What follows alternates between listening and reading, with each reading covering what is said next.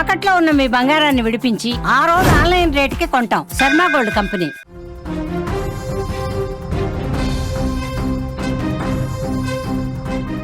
కూకట్పల్లి సహస్ర కేసులో కొత్త విషయాలు బయటకు వస్తున్నాయి. కోర్టు అనుమతితో బాలుడిని విచారించారు. దొంగతనం కోసం వచ్చి హత్య చేసినట్టుగా కాదని చెప్పి పోలీసులు విచారణలో వెల్లడైంది. బ్యాట్ కోసమే సహస్ర ఇంట్లోకి ఆ బాలుడు ప్రవేశించాడు.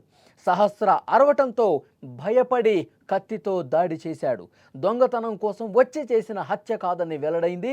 ఆవేశంలో జరిగిన కేసుగా పోలీసులు దీన్ని నిర్ధారించినట్టుగా తెలుస్తోంది. హైదరాబాద్ను ఒక్కసారిగా ఉలిక్కిపడేలా చేసిన కూకట్పల్లి సహస్ర హత్య కేసులో ఇప్పుడు ఒక కొత్త మలుపు కనిపిస్తోంది. మొదట ఇది కేవలం ఒక దొంగతనం కోసమే జరిగినటువంటి హత్య అని భావించిన పోలీసులు లోతైన విచారణ చేశారు. దిమ్మదిరిగే నిజాలు బయటకు వస్తూ ఉన్నాయి. ఈ కేసులో నిందితుడైన మైనర్ బాలుడు తానే ఈ దారుణానికి ఒడిగట్టానని ఒప్పుకున్నాడు.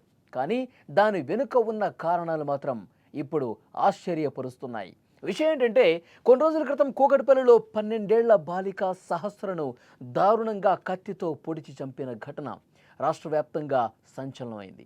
మొదట ఈ హత్యను ఒక ప్రొఫెషనల్ క్రిమినల్ చేశాడని, దొంగతనం కోసమే చేశాడని భావించారు. కానీ పోలీసులు జరిపిన విచారణలో కీలకమైనటువంటి ఆధారాలు లభించాయి. సమీపంలోని సీసీటీవీ ఫుటేజ్, ఇతర ఆధారాలతో పోలీసులు ఒక మైనర్ బాలుడిని నిందితుడిగా గుర్తించారు. ఆ బాలుడు సహస్ర పక్కింట్లో ఉండేవాడే. పోలీసులు ప్రశ్నించినప్పుడు క్రికెట్ బ్యాట్ దొంగిలించడానికి ఇంట్లోకి వెళ్ళానని, అడ్డొచ్చినందుకు సహస్రను పొడిచి చంపానని ఆ బాలుడు తెలిపాడు. కానీ పోలీసులు ఈ విషయాన్ని పూర్తిగా నమ్మలా. ఈ కేసు వెనుక ఇంకేదో కారణం ఉంది అని గట్టిగా అనుమానించారు. ఈ కేసులో పోలీసులు చాలా పకడ్బందీగా ముందుకెళ్లారు. మైనర్ కావడంతో కోర్టు అనుమతితోనే విచారణ జరపాలని నిర్ణయించుకున్నారు. కోర్టు ఆదేశాల మేరకు కూకట్పల్లి ఏసీపీ ఇన్స్పెక్టర్లతో పాటు 2 ప్రభుత్వ ఉపాధ్యాయులు నిందితుడి తల్లి సమక్షంలోనే విచారణ జరిపారు. సైదాబాద్లోని జువైనల్ హోంలో ఉదయం 11:30 నుంచి మధ్యాహ్నం 2 గంటల వరకు బాలుడిని కస్టడీలోకి తీసుకుని క్షుణ్ణంగా ప్రశ్నించారు. ఈ విచారణలో బాలుడు కొన్ని సంచలనమైనటువంటి విషయాలు బయటపెట్టాడు. ఆ విచారణలో ఆ బాలుడు మాట్లాడుతూ, తాను క్రికెట్ బ్యాట్ కోసమే వచ్చాను, క్రికెట్ బ్యాట్ను దొంగిలించడం కోసం వెళ్ళిన మాట నిజం అని అతను ఒప్పుకున్నాడు. ఆ సమయంలో సహస్ర ఇంట్లో ఒంటరిగా ఉంది. ఆమె తనను చూసి గట్టిగా అరిచింది. ఈ విషయం ఎక్కడ బయట వ్యక్తులకు తెలుస్తుంది? కింద ఉన్నటువంటి ఫ్లాట్స్ వాళ్ళు కావచ్చు, పక్కింట్లో వాళ్ళకి ఆమె గట్టిగా అరవటంతో అరవద్దని చెప్పి నేను హెచ్చరించాను. అయినప్పటికీ ఆమె అరుస్తూనే ఉంది. ఒక్కసారిగా నాకు భయం వేసింది, ఆవేశం వచ్చింది.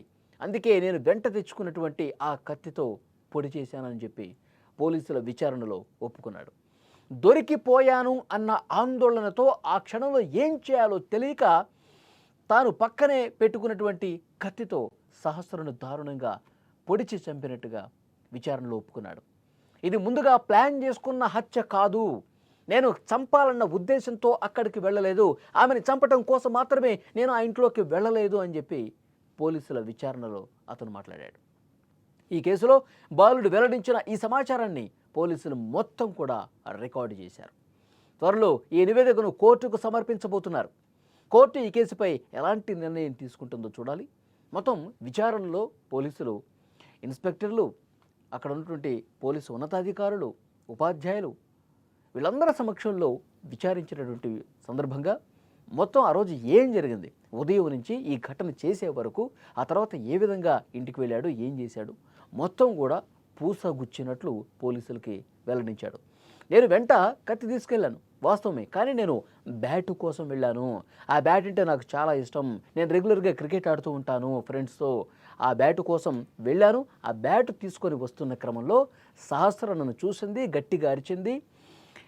నన్ను కింద ఉన్నటువంటి వాళ్ళతో ఎవరైతే ఉన్నారో వాళ్ళకి అప్పగిద్దామని చెప్పి గట్టిగా అరుస్తూ నా చొక్కా పట్టుకుంది. వెంటనే నేను నాతో పాటు తెచ్చుకున్నటువంటి ఆ కత్తితో ఏం చేయాలో నాకు తెలియలేదు. ఒక్కసారిగా మా ఇంట్లో వాళ్ళకి తెలిసిపోతుంది నేను దొంగతనానికి వచ్చినట్టుగా, బ్యాట్ కోసం వచ్చినట్టుగా. ఇక బయట వ్యక్తులకు తెలిసిపోతే ఆ ఆందోళనతోనే, ఆ భయంతోనే నేను ఈ విధంగా దాడి చేశాను, కత్తితో పొడిచాను. అసలు ఆ టైంలో నేనేం చేస్తున్నా కూడా నాకు తెలియలేదు. ఆ విధంగా కత్తితో పొడి చేసి నేను వెంటనే ఆ కత్తి అక్కడ కడిగేసి వెళ్ళిపోయాను. మా ఇంటికి వెళ్ళిపోయాను. తర్వాత రక్తపు మరకలు ఉన్నటువంటి నా ప్యాంట్ షర్ట్ను కూడా తీసేసి వాషింగ్ మిషన్లో వేశాను. తర్వాత యథావిధిగా అప్పుడే నేను నేను పెంచుకున్నటువంటి ఒక జంతువుని అక్కడ తీసుకెళ్ళాను, కుందేల్ని. తీసుకెళ్ళిన తర్వాత అక్కడ డాక్టర్సు అది చనిపోయిందని చెప్పారు. నేను ఆ బాధలో ఉన్నా, ఆందోళనలో ఉన్నా, చాలా బాధపడిపోయాను. ఆ తర్వాత పోలీసులు వచ్చి విచారణ చేస్తున్న సమయంలో పోలీసులతో కూడా నేను మాట్లాడాను. ఈ విషయం నేను దాచిపెట్టాను, దీన్ని కూడా అంగీకరించాడు. సో మొత్తం ఏ విధంగా ఆ 2-3 రోజులు ఏమేం చేశాడు, ఈ విషయాన్ని దాచిపెట్టేసి ఎవరికీ తెలియకుండా యథావిధిగా స్కూల్కి వెళ్ళటం, రావటం. నా తల్లి నన్ను అడిగింది, ఇది నువ్వు కానీ చేసావేంటరా అని చెప్పి. కానీ నేను చేయలేదు, నా మీద మీకు నమ్మకం లేదా? ఇవన్నీ కూడా ఈ ఘటన తర్వాత బయట ఏం చేశాడు, ఇంట్లో ఎలాంటి డిస్కషన్స్ జరిగాయి అన్నీ కూడా చెప్పినట్టుగా తెలుస్తుంది. కానీ నేను చంపటం కోసం మాత్రం వెళ్ళలేదు, బ్యాటు కోసం వెళ్ళి సహస్ర అరిచింది కాబట్టి పొడిచి చంపానని కూడా చాలా స్పష్టంగా విచారణలో ఒప్పుకున్న పరిస్థితి ఉంది. సో డెఫినెట్గా ఇవన్నీ కూడా రికార్డ్ చేశారు, కోర్టులో ప్రొడ్యూస్ చేయబోతున్నారు. అతని స్టేట్మెంటు, సంపాదించినటువంటి ఆధారాలు ఇవన్నీ కూడా పోలీసులు కోర్టులో పెట్టబోతున్నారు. మరి జడ్జి గారు ఏం డెసిషన్ తీసుకుంటారనేది కూడా చూడాల్సిన అవసరం ఉంది.